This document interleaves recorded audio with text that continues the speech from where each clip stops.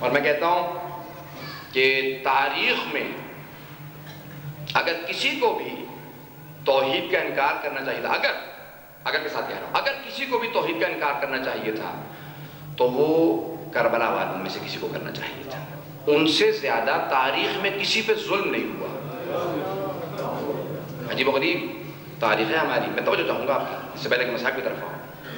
اگر کسی کو انکار کرنا چاہیے تھا تو کربلا میں سے کسی کو، لیکن ہمیں کربلا میں کوئی بچہ بھی ایسا نظر نہیں آتا کہ جو یہ کہے کہ مادر گرامی خدا کہاں ہے، یہ خدا کا نمائندہ اور اتنا ظلم ہو گیا، بلکہ ہمیں وہاں مستورات ایسی نظر آتی ہیں۔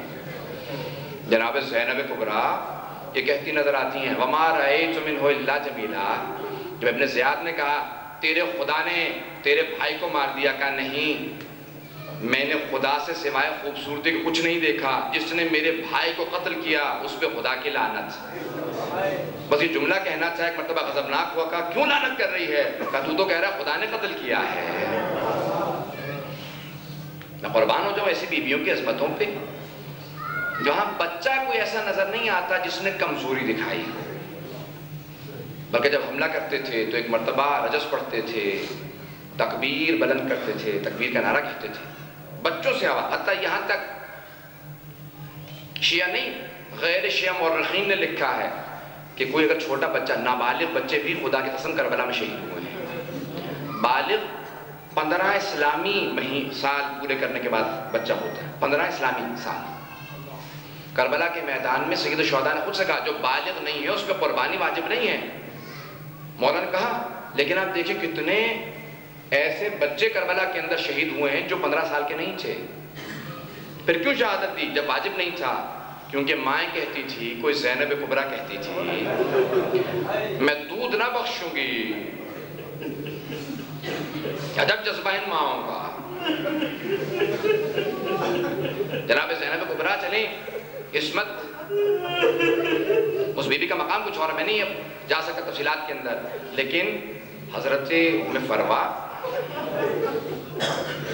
13.5 برس کے قاسم اور نابالغ تھے۔ اس پہ دلیل کیا ہے؟ مجھے بھی جناب قاسم مصاحب نہیں پیش کر رہی، دلیل کیا ہے؟ جناب قاسم بالغ نہیں تھے میدان کربلا میں۔ بڑے بڑے علماء نے لکھا، میں نے مقتل میں دیکھا کہ دلیل یہ ہے کہ نابالغ تھے، بچوں کو میٹھا پسند ہوتا ہے۔ جب جناب قاسم سے پوچھا، جب انہوں نے کہا امو چچا جان کیا میرا بھی نام شہداء کی فہرست میں ہے؟ کیا کیف الموت عندک؟ قاسم موت تمہارے نزدیک کیسی ہے؟ کہا احلی من العسل، شہد سے زیادہ میٹھی ہے۔ بس اب جناب سید الشہداء سے برداشت نہ ہوگا، کہا قاسم تم تو کیا ششمہ ہے علی اصغر کا بھی نام،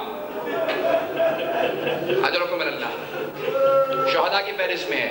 اب یہاں جناب قاسم کہہ رہے ہیں شہد سے زیادہ میٹھی، موت شہد سے زیادہ میٹھی ہے۔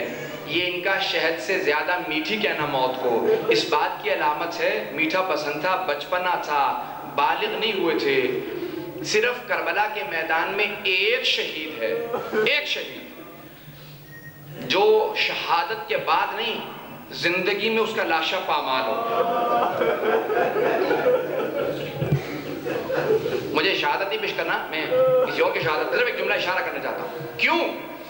جناب قاسم کا جسم ابھی اتنا بڑا نہیں تھا کہ زرہ پوری آتی، بچپنا تھا۔ جناب اون محمد 13-11 برس کے، لیکن آج مجھے 2 ایسے شہیدوں کا تذکرہ کرنا ہے، 2 ایسے بچوں کا جن کا میں نے اس منبر سے آپ کے سامنے پہلے تذکرہ نہیں کیا۔ جناب مسلم کے 2 یتیموں، ابراہیم و محمد۔ اب میں امالی شیخ صدوق سے پیش کر رہا ہوں یہ روایت۔ دونوں بچوں کی عمروں پہ اختلاف ہے، اولاد والے بیٹے ہاتھ جوڑ کے مسائل پڑھوں گا، میں جانتا ہوں ابھی سے بہت سے لوگوں سے برداشت نہیں ہو رہی۔ آپ 6 محرم کو کیا کریں گے؟ 7 اور 8 محرم کو کیا کریں گے؟ ابھی تو آج پہلا دن ہے۔ ابراہیم و محمد 2 بچے ہیں، عمروں پہ اختلاف ہے۔ میں روایت میں پیش کر رہا ہوں 7 برس اور 9 برس۔ کیا اتنے چھوٹے بچوں کو بھی قتل کیا جاتا ہے؟